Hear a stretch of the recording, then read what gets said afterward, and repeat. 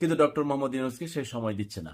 আপনি চিন্তা করেন, গতকাল দেখলাম কত চমৎকারভাবে বিডার চেয়ারম্যান জনাব আশিক সিঙ্গাপুরের বিলাসী জীবন ছেড়ে মাত্র 59 সেকেন্ডের ডক্টর মোহাম্মদ ইউনূসের কলে তিনি বাংলাদেশে আসলেন এবং একটানা 16-17 ঘন্টা পরিশ্রম করে পৃথিবীর বিভিন্ন দেশের গ্রুপ অফ ইন্ডাস্ট্রির সাথে, তাদের সিইওদের সাথে কথা বলে প্রায় 150 মিলিয়ন বিনিয়োগের নিশ্চয়তা প্রায় করে ফেলেছে। আরও আসবে। স্টারলিংকের যাত্রা, যত সব অত্যাধুনিক প্রযুক্তির যাত্রা এবং চীনের সাথে দারুণভাবে এগিয়ে চলছে। তারপরও ডক্টর মোহাম্মদ ইউনূসের এই সরকারের যে কঠিন সমালোচনাগুলো আছে, দুর্বলতাগুলো আছে, আইন শৃঙ্খলার অবনতির দুর্বলতা আছে, প্রত্যেকটাই আপনি বলবেন।